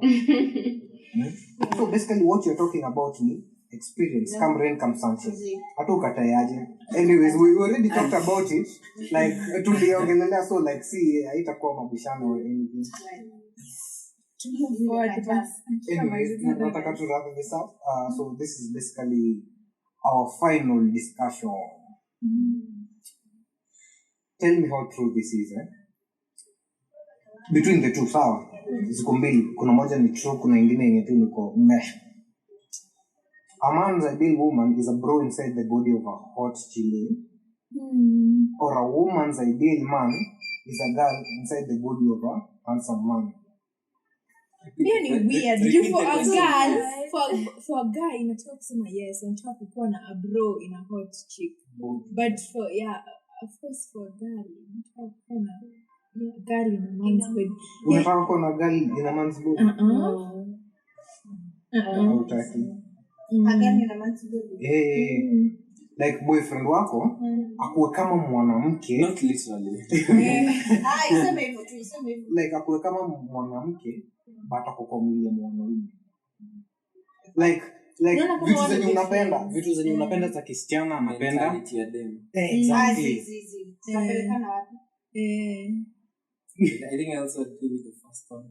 Ya kwanza ni the kwanza ni a man's ideal woman is a bro inside the body of a hot chick. I hate you. Hiyo ina sound nini? Hadi mwanaume anakasirika kama wewe. Anakuelewa, haiwezi hiyo relationship haiwezi. The reason I'm saying that is because like we established, men have a tendency to be simpler. So yeah. Nimeweka in quotes ndio tusirudi huko. So when such is the case, I'm pretty sure that me and wewe tunaweza pelekana vizuri. Ukiangalia vizuri with our happy V, we've all agreed that a man's ideal partner is a hot chili inside the man. A hot chili with the mentality ya guy. Sindio? Most people wanakubaliana na hii. Do you know why? Tell us. Because this is actually really, really funny. Because a woman inside the man's body, that's a gay person. A woman inside a man's body, that's a gay person. You get? Because a gay person will behave like a woman, but a body ya mwanaume. It makes sense. Yeah.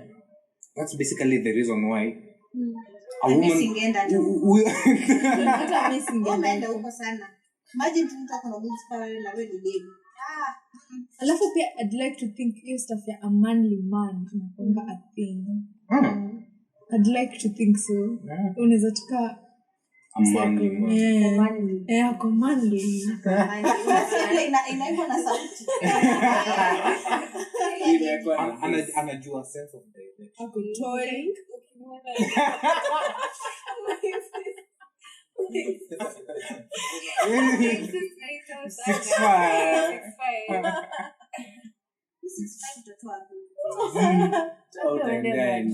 Sisi tu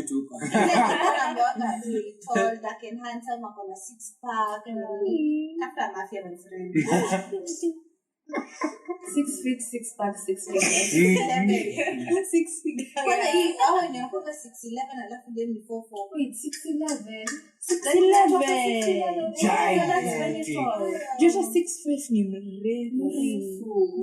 Unajua nikisema tall nataka tu Ako mrefu kuliko inapiga stance. Lazima muangalie hivi. Like unaona like you have someone to look up to. How much taller than you is the least? Ukisimama karibu na yeye unaangalia una tilt kichwa. Lazima ni tilt kichwa.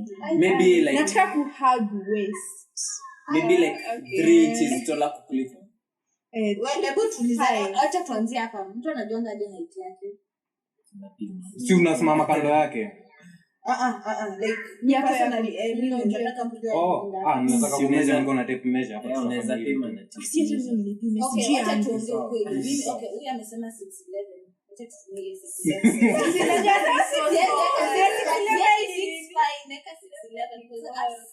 6'11 unahag Umeona Maze. wapi 6'11? Unajua hata like this is not 6'11. Have you seen kuna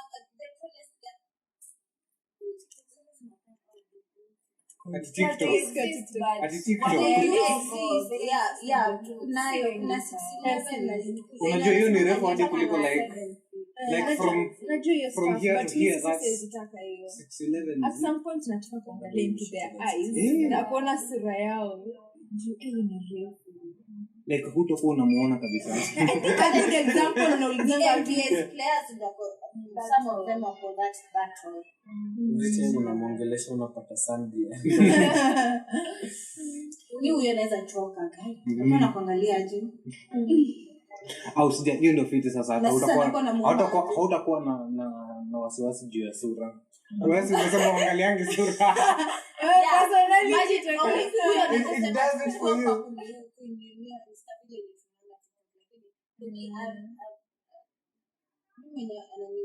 Nimesema 3 feet 3 inches. Mimi nimeshindana like na ile na TikTok at least ni nifike height yake ile, lakini ya TikTok tena ni mrefu. I think that height is good for me. Hata mimi kutoka TikTok hadi TikTok kidogo ni fiti. Alafu Ama ukivaa heels usikuwe mrefu kumshinda ukivaa heels.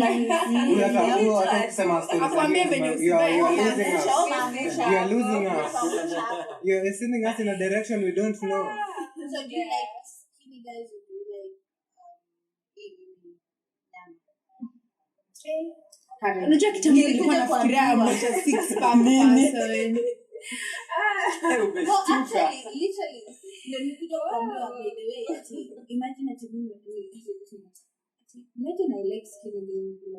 Okay, is that a thing or something? So let me ask, do you like skinny guys ama wafati wenye wako nyama, si ati nyama tini Makitambi and mataya. like hapo tuna Muscular ama muscular is which one?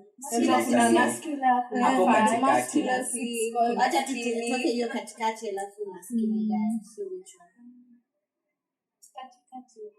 hata mimi katikati ikienda Hata skinny kwa juu sana. hata kwenda skinny hata But As long as mukisema skinny it's more like the athlete body ama. Yeah. But me starting to remember excess. same I'm not for that. hata mimi I'm not for that. It's not for me. Ukimaanisha kwamba inaacha hiyo ni ule msangwana nataka mtu fit but not Huyu ameexaggerate huyo ameexaggerate. naona kama yeye at the rock siwezi hata mimi Ule mjamaa mwenye aliapo mama. Jason Momoa. lakini sasa yeye hayuko fit but ako Ati yuko fit. yani fit Sasa unajua nini au ndio watoto and stuff lakini utalini. unless tunaangalia fit in terms of Jordan ni Ndio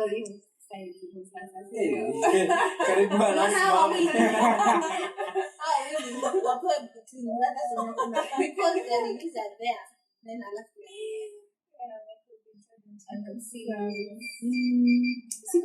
siko nafikiria hivyo about him before but I'm surprised. This is the first conversation nasikia ya women about guys the business. I know, right? Like just Chris Hemsworth unaweza kusikia hiyo jina everywhere. ako na bibi Chris so na feel Hemsworth. uncomfortable Utaki watu wenye kuna kuna children Okay, so Eh, nilikaya to mimi as a bit. Yeah, very. Actually, says seven days a bit.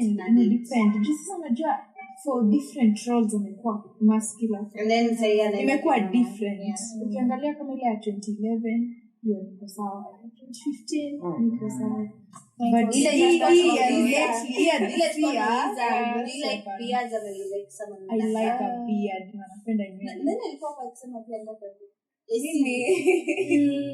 She was like okay, we spend is as excess. say excess but you need to start But me sina. we spend ya wanataka watu wa kukaa wakisopota kidogo hapa tu wanani. Kiasi wanasopota hivi.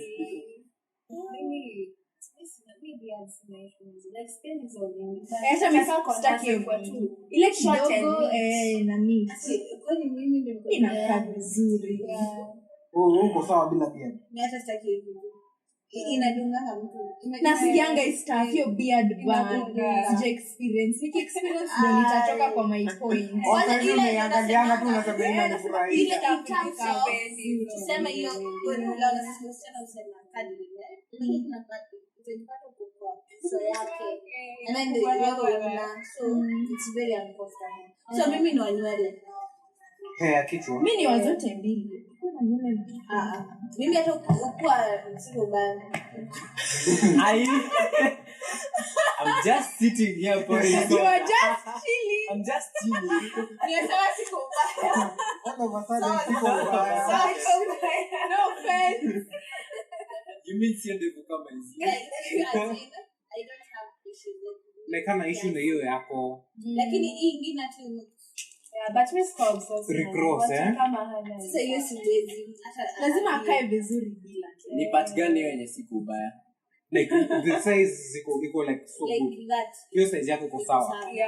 sawa. Siko baya, size yako iko sawa. tulia relax Anyways guys, that's all for today folks. tumesahau tuko Niko tumeshaanza. Sasa tukijibu swali. Jambo. Tukafia hapo. Anyways, that's all for today folks and welcome to the Sage BB podcast. This has been Not Safe for Work.